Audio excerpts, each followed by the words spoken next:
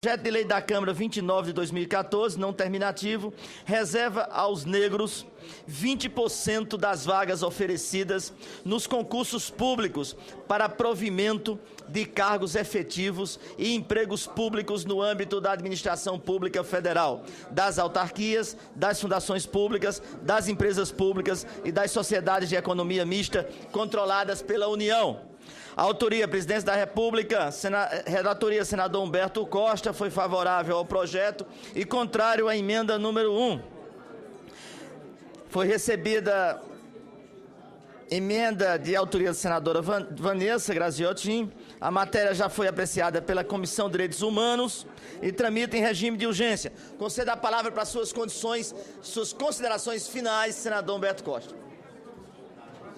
Senhor presidente, o projeto de lei da Câmara número 29 de 2014 é de autoria da Presidenta da República e reserva aos negros 20% das vagas em concursos realizados no âmbito da administração pública federal. Senhor presidente, eu também quero aqui pedir um pouco de silêncio à plateia. Para fazer jus à reserva, o candidato, no ato da inscrição, deve se declarar de cor preta ou parda, de acordo com o quesito cor ou raça utilizado pelo IBGE. Essa pessoa concorre simultaneamente para as vagas dispostas na regra geral. Aplica-se a reserva aos certames que dispuserem de mais de 3 vagas. O acompanhamento e a avaliação acerca da implantação e dos resultados da medida são atribuídos ao órgão responsável pela política de promoção da igualdade étnica, de que trata o Estatuto da Igualdade Racial. O projeto estabelece prazo de 10 anos para validade da medida e prevê que a reserva não se aplica aos concursos cujos editais tenham sido publicados antes da vigência da lei, que só terá início na data da publicação. Na exposição de motivos, o Executivo defende a criação da reserva como um caminho para resolver o problema da subrepresentação dos negros na administração pública. E afirma que, embora o concurso público seja a melhor forma de seleção, o formato atual deve ser modificado para que os certames possam tornar a composição da administração pública federal mais condizente com a face do conjunto da população brasileira. A Presidenta da República requereu urgência e, portanto, foi aprovado na Câmara e agora está aqui na CCJ após aprovação unânime pela CDH. No prazo regimental, a senadora Vanessa Graziotin apresentou emenda com o objetivo de reservar 40% das vagas dos concursos para candidatos que residam na localidade em que o certame estiver sendo realizado. Na nossa análise, o projeto atende ao pressuposto de constitucionalidade formal, pois versa sobre matéria que deve ser disciplinada em lei ordinária de iniciativa privativa do Presidente da República, conforme dispõe a Constituição. Do ponto de vista material, também não identificamos inconstitucionalidade. A Constituição Federal de 88 consagra o princípio da igualdade e condena de forma expressa todas as formas de preconceito e discriminação. A menção a tais valores vem desde o preâmbulo da Carta, que enuncia o propósito de se constituir uma sociedade fraterna, pluralista e sem preconceitos. O artigo 3º renova a intenção e lhe confere inquestionável normatividade, enunciando serem objetivos fundamentais da República construir uma sociedade livre, justa e solidária e promover o bem de todos, sem preconceitos de origem, raça, sexo, cor, idade e quaisquer outras formas de discriminação. A relevância da iniciativa proposta se justifica pela necessidade de se implementar medidas que visem a promoção da igualdade no setor público, cumprir o ordenamento pátrio vigente, bem como a igualdade racial com políticas afirmativas. A superação das desigualdades que apartam os brasileiros não é apenas uma obrigação jurídica imposta pela Constituição, é, antes de tudo, um dever de consciência no Estado democrático de direito. Estimativas do Ministério do Planejamento indicam que apenas 30% dos servidores públicos federais ativos são negros, pretos ou pardos, contrastando com 50,7% de negros da população brasileira, conforme dados do Censo 2010. Senhor presidente, eu me considero incapacitado de fazer a leitura, sinceramente. Nós estamos com dificuldades hoje acima do normal. Sou absolutamente tolerante, mas hoje está terrível. Dificuldade hoje acima do normal. E a segurança está fazendo todo o esforço. Eu peço à galeria para também se mostrar respeitosa ao Senado Federal. Vou tentar, presidente. Em carreiras com maior remuneração, a desigualdade é ainda maior. Entre os diplomatas, apenas 5,9% são negros. Nos auditores da Receita, são 12,3%. E na carreira de procurador da Fazenda Nacional, 14,2% são negros, 14,2%. Infelizmente, é preciso reconhecer que as práticas que hierarquizam, discriminam e mantêm a população negra em condição de subalternidade são rotineiras no Brasil, consubstanciando situações de desigualdades e ausência de acesso a políticas públicas e cidadania. É imperioso frisar as limitações técnicas da força do enfrentamento ao racismo, não apenas porque, passadas mais de 5 décadas da consideração da discriminação racismo como infração penal, sua ocorrência e a impunidade permanecem intocáveis, mas especialmente porque, em geral, o instrumento legal tem enfrentado somente a discriminação, incapaz, por sua própria natureza, de arrostar sua última causa, o próprio racismo. E as melhores políticas para serem produzidas exigem a participação democrática.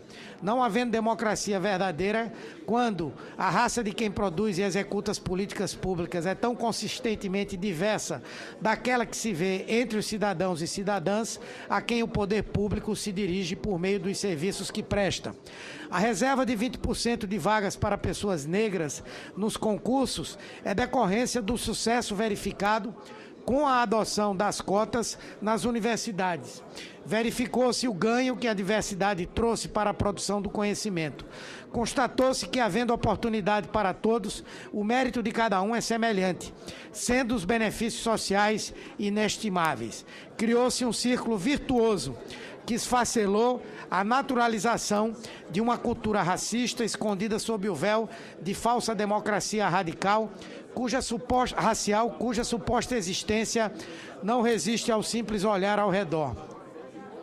Incentivar o ingresso de negros e negras na administração pública federal é trabalhar para tirar do papel um dos objetivos fundamentais da República Federativa Brasileira, nos termos do artigo 3º da Constituição, pois se trata de construir uma sociedade livre, justa, solidária, capaz de promover o bem de todos, sem preconceitos de origem, raça, sexo, cor, idade e quaisquer outras formas de discriminação.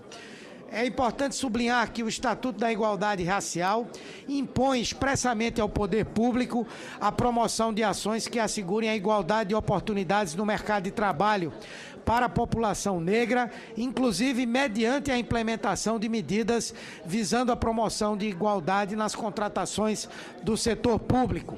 A proposição chega ao Senado com aprovação da Câmara e com o aval de milhares de pessoas envolvidas na organização da 3ª Conferência Nacional da Promoção da Igualdade Racial. Ressalto que a reserva de vagas funciona como um incentivo, assim como as cotas nas universidades.